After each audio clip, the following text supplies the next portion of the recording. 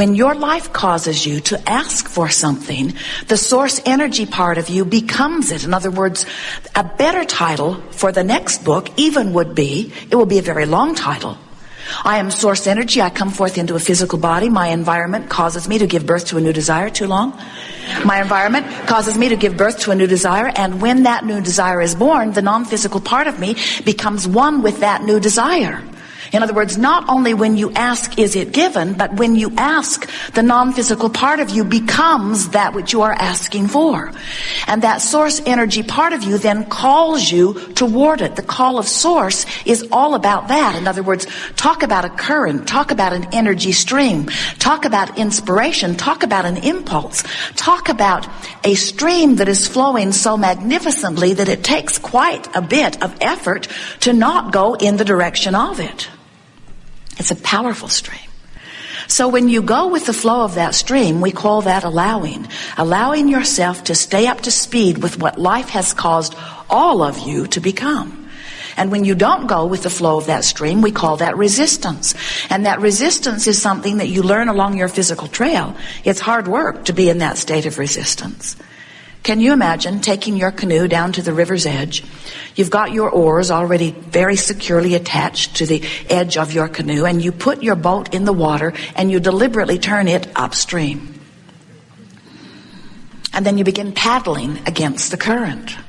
And we say, why not turn your boat in the direction of the current and just go with the flow? And our human friends say, well, that just seems lazy. And if we press them, they'll get even more defensive about it. They'll say not only that, but anyone who's worth anything is paddling upstream. It's just what we do.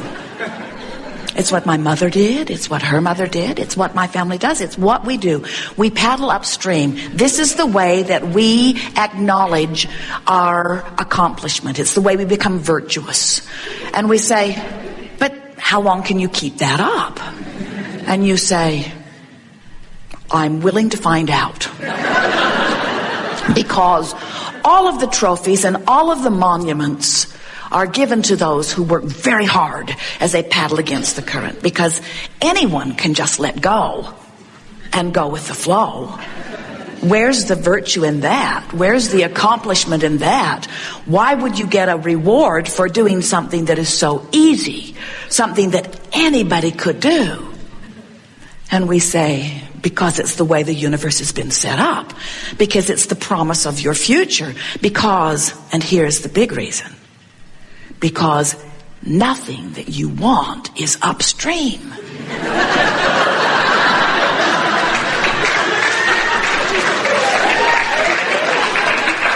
Nothing that you want is upstream. And you know why, how we know that to be? Because we are the source energy that you are before you were born. And we know the direction of that stream.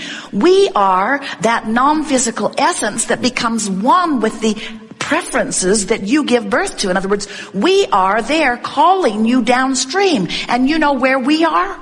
We're where everything you've been asking for is. We're where your future is. We're where your alignment is. We're where your clarity is. We're where your health is. We're where your abundance is. We are where everything that you want is. And we are calling you this way. And why you paddle that way is a mystery to the non-physical. You're learning it from each other as you are comparing your life on the basis of what others are doing. But you have a guidance system within you that is calling you this way. And if you're not going downstream, then you must be listening to some sort of other guidance. Some guidance that says there's gain in pain or there's value in struggle. And we want you to understand that all of that is resistance. It's all resistance. And it all works against you. And it eventually takes its toll on you. Jerry and Esther had a wonderful experience last month. They went whitewater rafting in Colorado with friends. And there were 8 of them in their rubber raft as they got into this river. And as they were driving in the bus that with a lot of other people all going for this same river ride, Jerry and Esther are looking out the window of the bus at this raging river. And they said to one another on many occasions, we must be out of our mind. For this river was really flowing. The water was very high, and the river was very fast. It had category 4, many of them category 3 rapids and 4s, and not much else.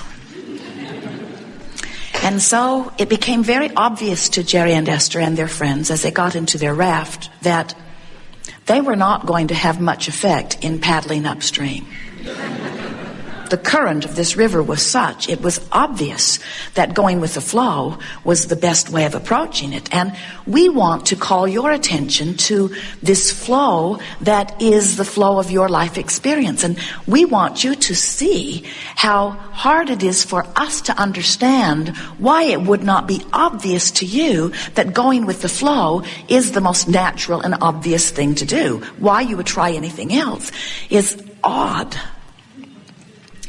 As Jerry and Esther got into the stream, they noticed that there were several places in the river, these were the 3 and 4 class rapids, where very big boulders, rocks, were rooted to the bottom of the stream. In other words, they weren't going with the flow.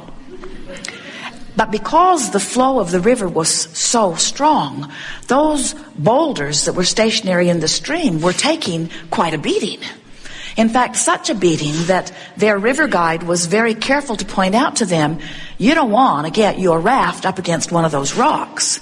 Because if you get your raft up against one of those rocks with this kind of a raging flow, it will beat you up.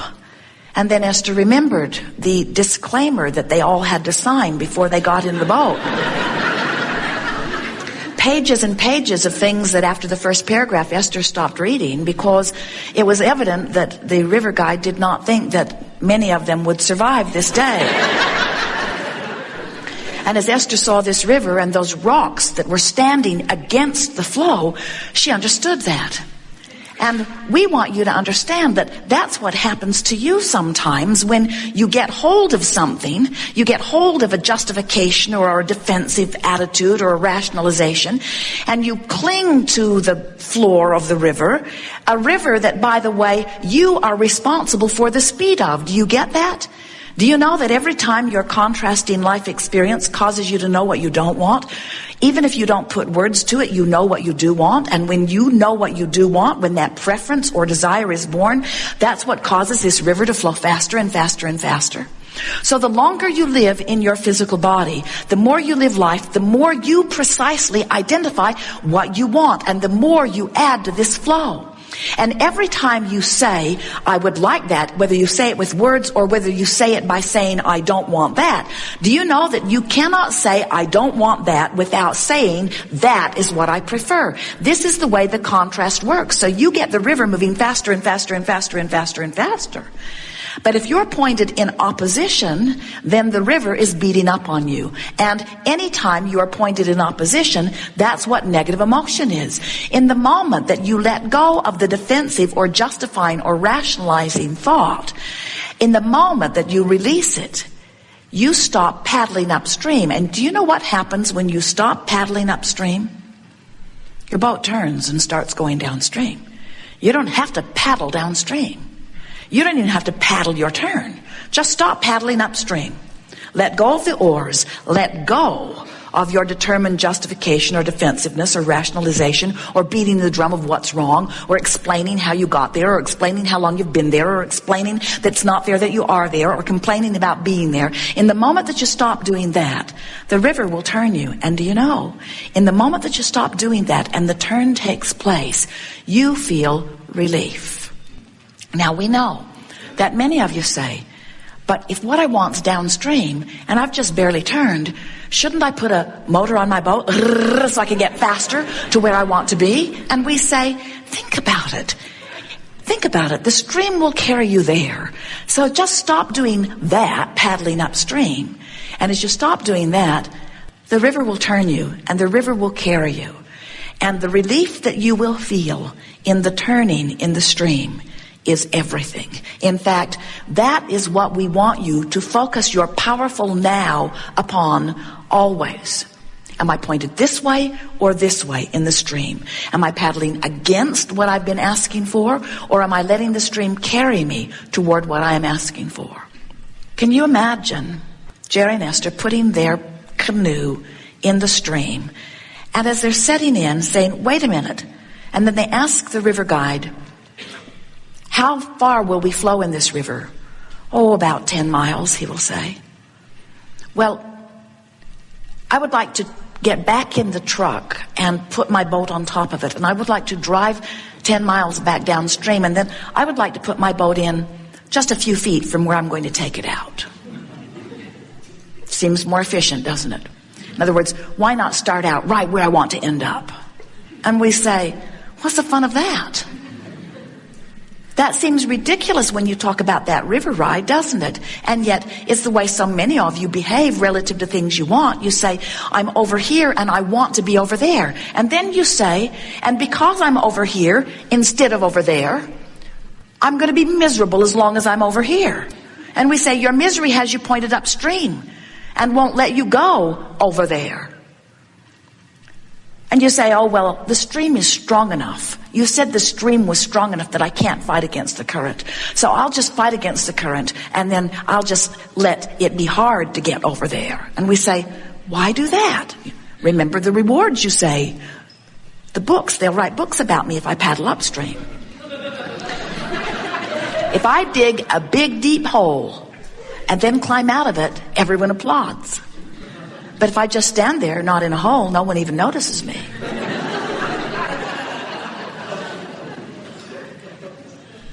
As Jerry and Esther are traveling from Phoenix to San Diego, it's easy for them to make the journey because all of the information is within their grasp. They know that they must go west, and they know it's approximately 400 miles.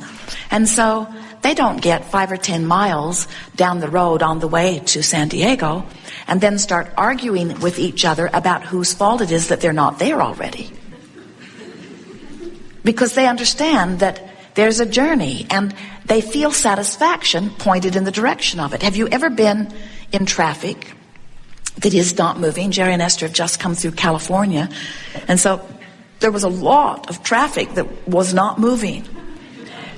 And they noticed that even though they were accustomed to traveling 55, 65, 75 miles an hour, that when the traffic would stand still, it was irritating. But then when it would begin to go, even the slightest little bit, they would feel relief. There was something about moving in the direction of where you want to go that gave them so much relief from standing still. And so we want you to understand that if you will begin to relax and not fight against the current by talking about what's wrong, by complaining about what's wrong, by pointing out that you're not where you want to be, by taking score of where you are, if you'll stop doing that, if you'll try to be just the slightest bit more hopeful or optimistic, or at least not complaining,